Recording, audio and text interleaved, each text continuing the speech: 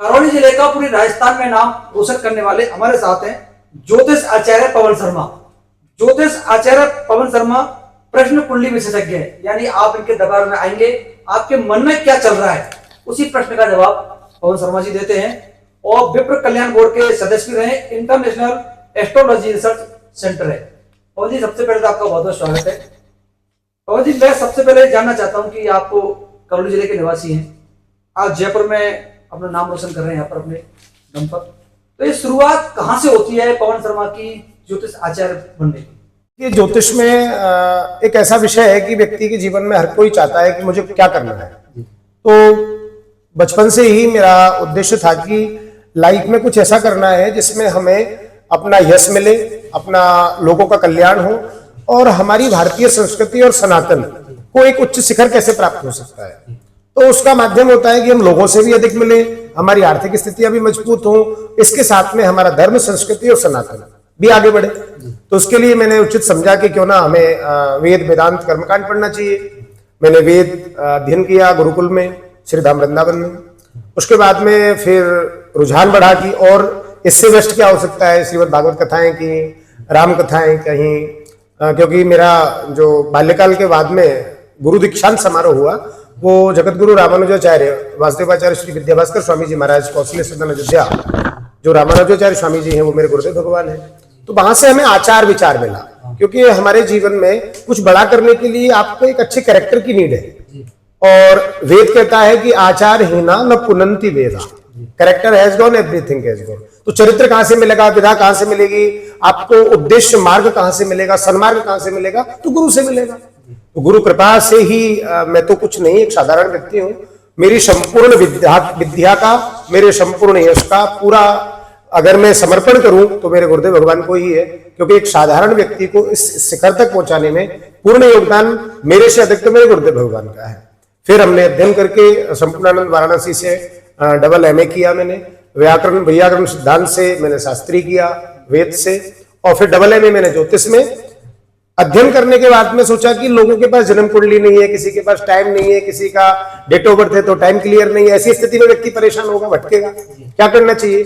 तो फिर मैंने एक प्रश्न कुंडली का स्वयं में स्वविवेक से और इष्ट की कृपा से ये देखा कि सामने वाला व्यक्ति अगर आ रहा है, क्योंकि हमारा जो आदि अनादि है, हमारा जो वेद है, हमारा वेदांत है, ऐसी स्थिति में क्या होता है कि जो हमारे ऋषिगण, आज तो मेडिकल साइंस हम देखते हैं कि आगे बढ़ गया, लेकिन मैं दावे के साथ कह सकता हूं आज भी मेडिकल साइंस जीरो है एस्ट्रोलॉजी के आगे जी, क्योंकि ज्योतिष वेदों का नेत्र है, थर्ड आई है, तो तीसरा नेत्र तो ज्योतिष है। तो आप लग्न निकाल करके भारतीय ज्योतिष का वो पावर है विनोद जी की जब सारी दुनिया ये सोच रही थी कि क्या हो सकता है, तो हमारे यहां पर शून्य को दिया गया ना।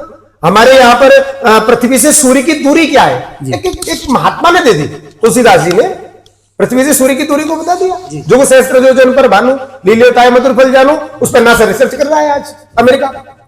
तो ज्योतिष थर्ड आई है, तीसरा नेत्र है। तो मैंने ज्योतिष में प्रश्न कुंडली का कार्य 2008-9 से लगभग मैं जयपुर में हूँ। माँ भगवती जम्बाई ज्योतिष शोध समाधान केंद्र और इंटरनेशनल एस्ट्रोलॉजी रिसर्च सेंटर के नाम से ये दोनों संस्थाएं हैं जो सेवा कर रही हैं। और प्रश्न कुंडली के माध्यम से इंटरनेशनल एस्ट्रोलॉजी में आज तक भगवत कृपा से कोई भी व्यक्ति आकर के ये नहीं बताया कि मुझे ये परेशानी है और मुझे ये पूछना है। विद सॉल्यूशन, बताना ही नहीं, बताना कला नहीं, आप समझे, पास्ट देखें, प्रेजेंट देखें, देन फ्यूचर प्रोडक्ट करें और फ्यूचर के साथ में उसके सॉल्यूशन भी प्रोवाइड कराएं। तो इंटरनेशनल एस्ट्रोलॉजी भारत का ही नहीं, अब तो समस्त विश्व की एक ऐसी संस्था है जहां पर फोन पर भी संपर्क किया जा सकता है, जहां पर गद्दी पे आकर के व्यक्ति सामने बैठेगा, एक ब्लैंक पेपर जिस तरीके से हम लेते हैं, ये पेपर है, इस पेपर पे सामने वाले का केवल नाम पूछना है, आपका नाम क्या है, उसके बाद में उसमें लिख दिया जाएगा आपका ये काम है, ये प्रश्न है, ये जानना चाहते हैं, ये परेशानी है, ये होगा। उसके बाद में अब वर्तमान में आपका ये क्वेश्चन है, फ्यूचर में आप ये चाहते हैं, इसलिए इसके लिए रेमेडीज करनी है और आपका ये काम हो जाएगा। तो इंटरनेशनल एस्ट्रोलॉजी तो 2008 से और आज तक की जो सरकारें बनी हैं उनकी समस्त भविष्यवाणी इंटरनेशनल एस्ट्रोलॉजी ने ही की है। अभी आपने जो गई सरकार थी, भाजपा सरकार आई है जी, इसकी घोषणा भी आपने की थी, क्या कहा था सर? तो हमने सुना है इसके बारे में। देखिए, ये हमने एक्चुअली क्या है कि हमें दोनों पार्टियां या जो भी अन्य दल है उन सबकी रेमेडीज करनी होती है, गणना करनी होती है। चुनाव की डेट, आचार संहिता की डेट, टिकट बंटने की डेट, टिकट की पहली लिस्ट, चुनाव की डेट, रिजल्ट की डेट, आने वाली, तो past, present, then future. Rajasthan की 200 विधानसभाएं या 25 लोकसभाएं, उनका सबका गणना क्रम निकाल करके उसको फैलाते हैं, तो बहुत प्रैक्टिकल सा निकल के आ जाता है। तो निकल के आया था विधानसभा इलेक्शन में कि लगभग 116 सीट से कम नहीं होंगी और 136 से आगे नहीं होंगी। तो 116 सीटें आई थी। कौन सीएम बनेगा, कौन नहीं बनेगा, लोकसभा में हमारी कितनी सीटें आएंगी, ये सारी रेमेडीज इंटरनेशनल एस्ट्रोलॉजी लगभग 2 दशक से देता आ रहा है और ठाकुर जी की कृपा से सब सटीक निकल रहे हैं। अमेरिका वसुंधरा जी से बने जी, उसके पीछे क्या कारण था?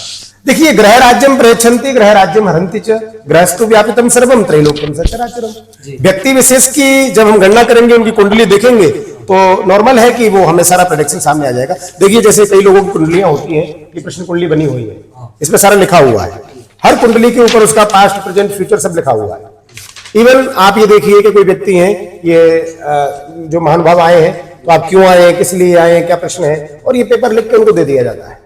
कोई ओवर राइटिंग नहीं होती है, कोई इसमें किसी प्रकार का कोई जादू नहीं है, कोई इसमें किसी प्रकार का कोई तंत्र मंत्र नहीं है, भूत प्रेत जिंद नहीं है, केवल प्रैक्टिकल ऑथेंटिक एस्ट्रोलॉजी कैलकुलेशन। जी, तो क्या आप पर्ची निकाल रहे हैं? बाजी सर जी, देखिए, मैं बहुत ज्यादा कंट्रोवर्सी में तो नहीं जाना चाहूंगा, लेकिन इतना कहूंगा कि 2008 से राजस्थान में, नहीं अब तो पूरे भारतवर्ष में, आप जब गूगल करेंगे इंटरनेशनल एस्ट्रोलॉजी रिसर्च सेंटर, तो ये पर्ची तो आज बनने लगी है। 2008 से तो मैं ही बना रहा हूं, अपन पर्ची भी कह सकते हैं। ये बहुत बड़ी बात है। करौली के ही एक व्यक्ति हैं, उनके बेटे का कोई मेडिकल का एग्जाम था और वो आउट ऑफ इंडिया से करके आए थे डॉक्टरी, और वो यहाँ आए तो हमने कहा भाई आपकी ये परेशानी है। वो करौली के थे, क्योंकि मैं भी क्षेत्रीय करौली से हूँ। क्या नाम था उनका? वो सज्जन शायद हरिओम जी करके थे, अध्यापक से रिटायर्ड हैं। उनका बेटा, उनकी धर्मपत्नी भी संस्कृत की विद्वान है, टीचर है। तो मैंने कहा भाई ये प्रॉब्लम है, ये बात है, इसका ये नहीं हो रहा है, 3 बार एग्जाम दे गया, फेल हो गया। तो महाराज जी ये तो सही है, कैसे हो सकता है, अब पास होगा कि नहीं होगा, मैंने बता देंगे क्या होगा। तो मैंने उनको एक पेपर में लिख के दिया कि ये बच्चा पास होगा और इसके 164 नंबर आएंगे जी, और उस पर्ची को बना करके बांध के उनको दे दिया। एग्जाम हो गया, 1 महीने बाद रिजल्ट आया। जब वो पर्ची अपने घर से लेके आए, पर्ची मेरे पास नहीं थी, जब वो पर्ची अपने घर से लेके आए तो उसमें 164 नंबर ही लिखे हुए थे, और उसका जब रिजल्ट आया तो उसके भी 164 ही नंबर आए। महाराज जी, ये कोई जैसे कहते हैं कोई तंत्र मंत्र है, साधना है, गणित है, क्या है ये? देखिए, ये शुद्ध गणित है, शुद्ध गणित है, प्योर गणित है। क्योंकि गर्ग संहिता या हम जो भी हमारे ज्योतिषीय धर्म ग्रंथ है, ज्योतिष शास्त्र के अंदर वेदों का नेत्र कहा है, तो जो हमारी ऋषि परंपरा थी, मैं आपको निवेदन करूं कि जब भगवान श्री कृष्ण का नामांकन संस्कार होने का समय था जी, तो भगवान श्री कृष्ण का नामांकन संस्कार होने का जब समय था, तो ऐसी स्थिति में यशोदा मैया ने कहा कि बड़ा लाला का हमें जलवा करना है, बड़े अच्छे तरीके से हमें नामांकन संस्कार कराना है। तो जब गर्गाचार्य जी आए थे तो गौशाला में उन्होंने भगवान श्री कृष्ण के नामांकन संस्कार की व्यवस्था करी। तो गर्गाचार्य जी ने कहा था कि भाई मैं घर में ही आकर के आपके वहीं आऊंगा गौशाला में। तो यशोदा मैया और रोहिणी, कृष्ण और बलराम को दोनों को लेकर के नामांकन संस्कार के लिए जब आई, तो कृष्ण के दर्शन करके, क्योंकि कार्षणी इति कृष्ण, जो आकर्षण करे वही तो कृष्ण है। तो जब कृष्ण का दर्शन किया तो समाधिस्थ हो गए, समाधिस्थ हो गए। तो समाधि क्या लगी? त्राटक समाधि, इनकी गर्गाचार्य जी की। मैया यशोदा ने कहा देखिए ये बाबा वयोवृद्ध है, बुजुर्ग है, पता नहीं, हमें तो बड़े ज्योतिषी को बुला करके नामांकन कराती, और ये इस तरह से ये हो गया, अपशगुन हो गया सगुन के कार्य में। तो जाकर के भगवान गर्गाचार्य जी के नेत्र खुले त्राटक समाधि से। जब वो भगवान कृष्ण के दर्शन करने के बाद निकले, तो हुआ क्या था कि यशोदा मैया की गोद में बलराम थे और रोहिणी की गोद में कृष्ण थे। तो बलराम बड़े थे, कृष्ण छोटे थे। तो जो उन्होंने गर्गाचार्य जी ने सरा कहा, अयम ही रोहिणी पुत्र मैया यशोदा, आपकी गोदी में जो रोहिणी का पुत्र है, किसके द्वारा देखा? ज्योतिष के द्वारा, लग्न के द्वारा, गणित के द्वारा। तो ज्योतिष तो स्वयं प्रकाश स्वरूप है, क्योंकि आई नेत्र है, पैरों से देखा नहीं जा सकता, हाथों से चला नहीं जा सकता।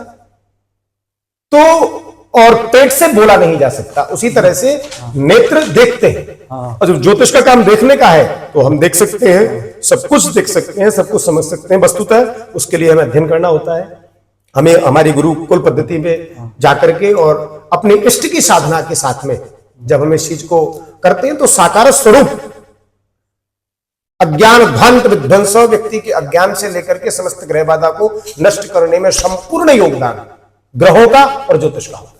पंडित जी, ये आपको ज्योतिष आचार्य बनने का कहीं ना कहीं शुरुआत होती है, तो ये आपको आइडिया कहाँ से आया कि मतलब देखो आजकल लोग क्या सरकारी नौकरी भाग रहे हैं, कोई बिजनेस कर रहा है, कुछ और कर रहा है, लेकिन आपने बहुत टिपिकल एक फील्ड अपनाया ज्योतिष, ये आइडिया कहाँ से आया, शुरुआत क्या हुई? देखिए, जो ड्रीम्स होते हैं, सपने होते हैं, आदमी जीवन में सोचता है कि मुझे करना क्या है। भगवान ने हर विद्या और हर विधा हर व्यक्ति को, प्रत्येक व्यक्ति को अपने जीवन काल में दी है। फर्क इतना है कि उसे वो कैसे संजो सकता है। तो मेरा सपना ही यही था कि हमारा सनातन, हमारे संस्कार, क्योंकि आज के इस युग में हमारी व्यवस्थाएं, हमारी वर्ण व्यवस्थाएं और कलयुग के अंदर बुद्धि विकीर्ण होने की स्थिति हो गई है। हर घर में कलह उत्पन्न हो गई है, तनाव युक्त जीवन व्यक्ति जीने लग गया है। ऐसी स्थिति में हमें करना क्या है, हम लोगों को कैसे सजेस्ट कर पाएंगे, क्योंकि पाश्चात्य संस्कृति ने अपने जीवन में इतना बड़ा प्रभाव जमा लिया है कि उसको जब तक आप ऑथेंटिक और प्रैक्टिकल तरीके से समझाएंगे नहीं, उसकी समझ में नहीं आना है। तो उसके लिए हमने सोचा कि वेद संस्कृति का निर्वहन करते हुए अपने जीवन को आगे बढ़ाने के लिए धर्म अर्थ काम मोक्ष की प्राप्ति हेतु आप ज्यादा बड़ा क्या कर सकते हैं। तो ज्यादा बड़ा करने के लिए क्यों ना आप वो मार्ग चुने जिससे आपका धर्म भी हो, अर्थ भी हो, काम भी हो और मोक्ष भी हो। तो हमने ये मार्ग इसलिए चुना कि ज्योतिष ऑल ओवर वर्ल्ड के अंदर ऐसा सब्जेक्ट है न जिसकी कोई जाति है, न जिसका कोई धर्म है और न जिसका कोई मजहब है।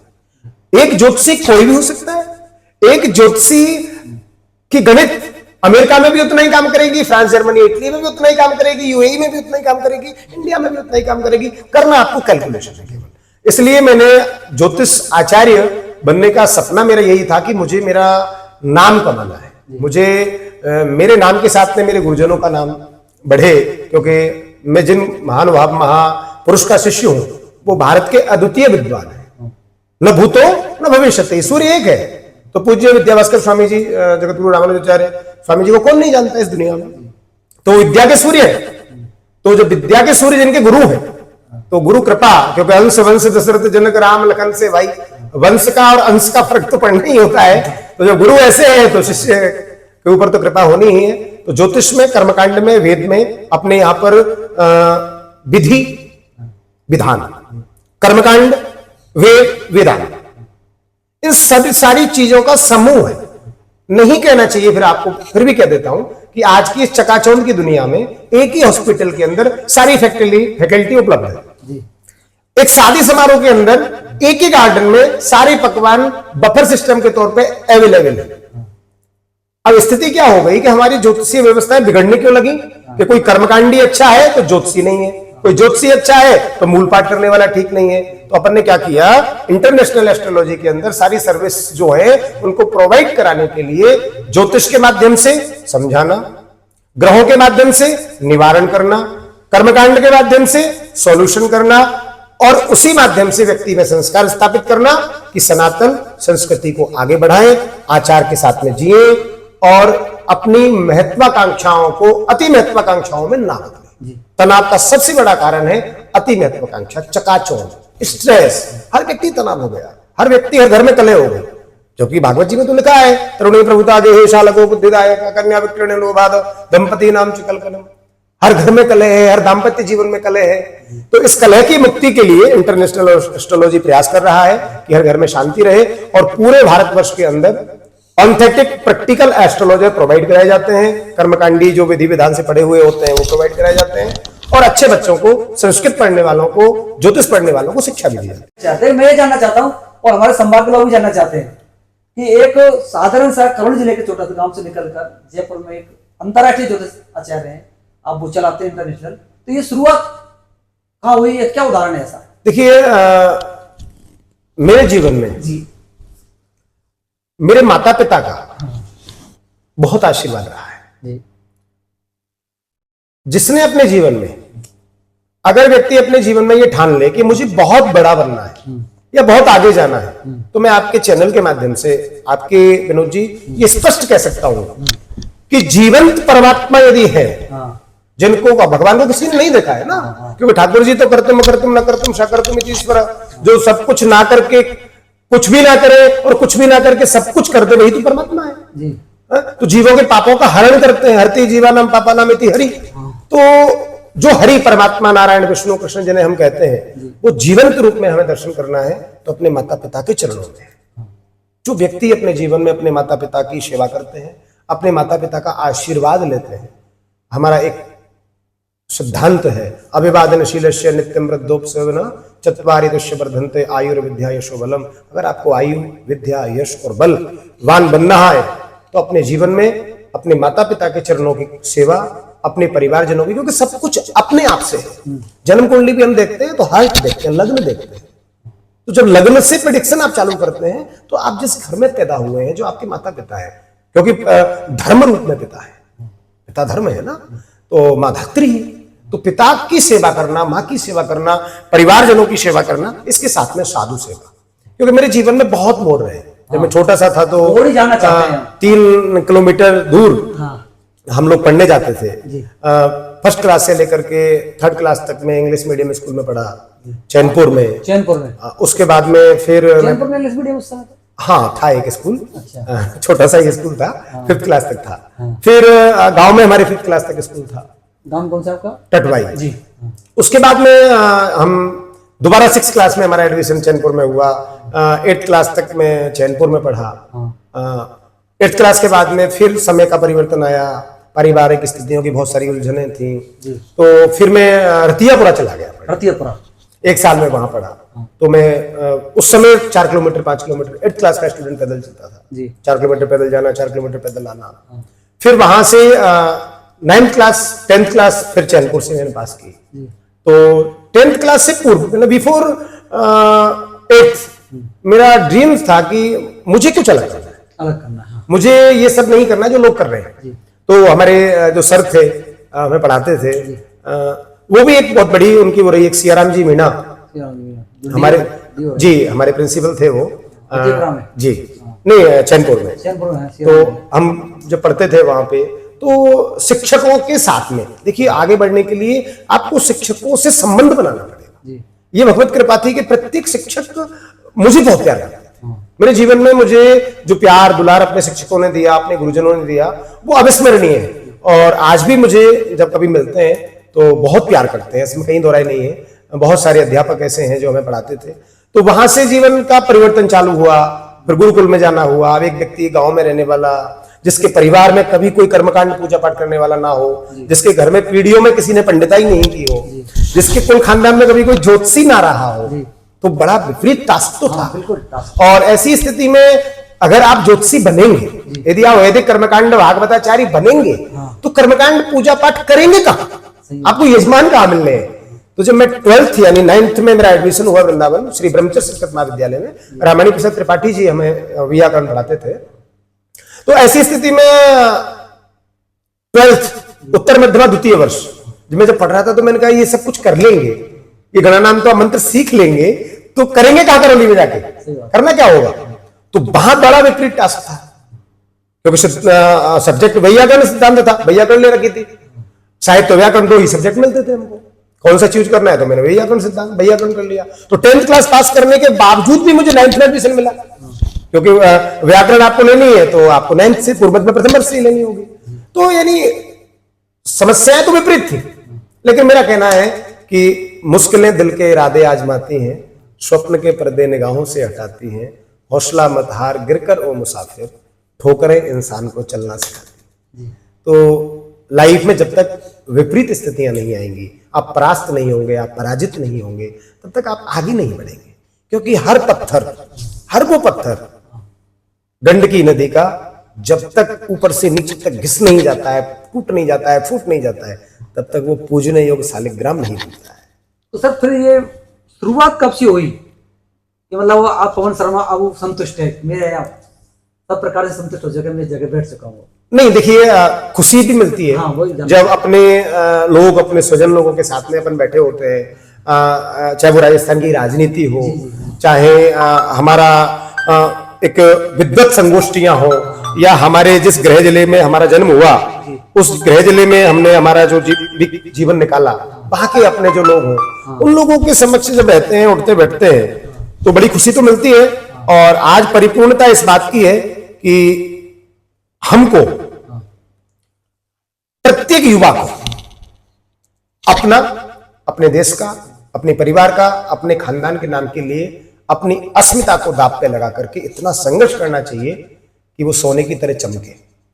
क्योंकि कृषि पद्धति और ऋषि पद्धति ही हमारे भारत का, सनातन का मूल आधार है।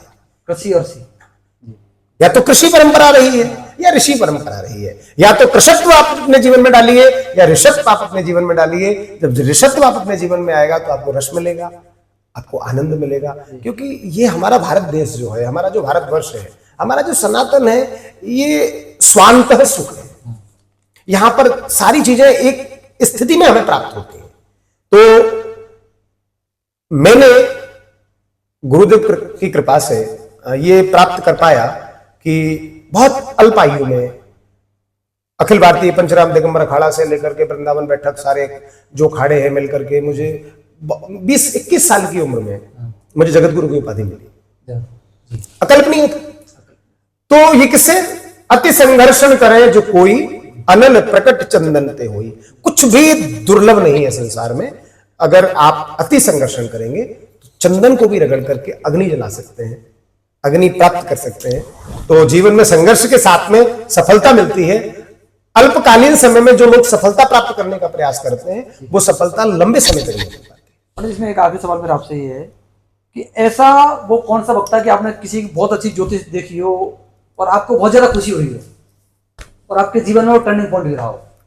देखिए टर्निंग पॉइंट विनोद जी, आप एक सुलझे हुए पत्रकार है, इस बात से मुझे बार बार में महसूस हो रहा है। क्योंकि पत्रकारिता का मतलब है, पत्रकारिता जो है, पत्रकार खोजी होता है, पत्रकार डूबता है और तब उसमें से कुछ निकाल के लाता है।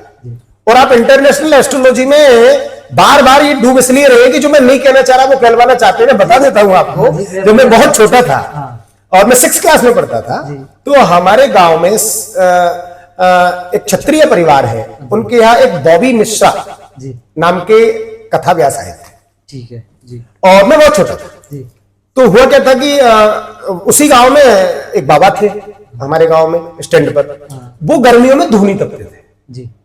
तो जो कंडे उपले छाने थाप करके, मैं सुबह जल्दी उठना और उठ करके इकट्ठे करना छाने और कंडे, और वो बाबा के यहाँ पहुंचा। क्योंकि वो 40 दिन तपते थे, तो 50 उपले आज लेंगे, फिर कल 60, ऐसे करके बढ़ाते थे। तो ऐसी स्थिति में बॉबी मिश्रा जी जो आए थे कथा करने के लिए, असम गुवाहाटी के थे वो। और जब उनकी मैंने कथा सुनी, क्योंकि परिवार में कोई ऐसा था नहीं, इस लाइन से कोई नहीं था, टीवी वगैरह इतना सब देखते नहीं थे, मोबाइल सोशल मीडिया था नहीं, 2007 में 6 में इतना नहीं था ना। तो जो बॉबी मिश्रा जी की मैंने कथा सुनी पहली बार, और रात को जब हम उनके पास बैठते थे, पैर दबाने के लिए जाते थे, तो मैंने उस दिन मेरे जीवन में एक क्लिक हुआ। क्योंकि वो धर्मगुरु थे आर्मी में। आर्मी में धर्मगुरु थे, तो आर्मी में धर्मगुरु थे, गवर्नमेंट सेवा थी। और उसके बाद उनका जो प्रभाव था, उनको जो ज्ञान था, उनके ललाट पर जो तेज पुंज था, उसके साथ में उनके जो वक्तव्य थे, तो उसमें मैंने ये अनुभव किया कि क्यों ना ये किया जाए। तो मेरे जीवन का पहला टर्निंग पॉइंट वो था कि उनका वहां आना और आकर के उनका अनुसरण करना। इसीलिए कहते हैं महाजनों, जो हमारे आचार्य वर है, जो हमारे परिवारजन है, जो हमारे पूर्वज है, जो हमसे बड़े हैं, उनकी संगति करने के लिए हमारा शास्त्र तभी तो कहता है कि आप अच्छे लोगों की संगत करें। तो संगति जीवन में 2 मार्ग चुनती है, एक अच्छा, एक बुरा, एक अजामिल का, एक गौकर्ण का। आपकी शुरुआत वहां से हुई बॉबी मिश्रा जी से। अब आपने शुरुआत बता दी, तो एक बात और बता दो, टर्निंग पॉइंट जीवन में कहां से आया? आप एडजस्ट हो गया, राजस्थान के लोग उसे जाने लग गए।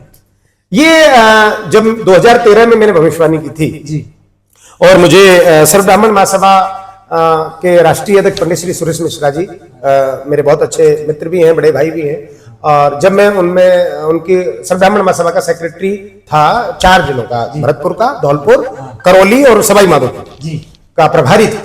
उस समय मेरे को सर्व ब्राह्मण महासभा से ब्राह्मण रत्न अवार्ड मिला और राजस्थान गौरव अवार्ड हमारे जयपुर कलेक्टर साहब थे, जोगाराम जी जांगीर साहब और कई IAS IPS अधिकारी थे, उनको सबको उनके साथ में जब मुझे मिला तो बड़ा गौरवान्वित फील हुआ, अच्छा फील हुआ।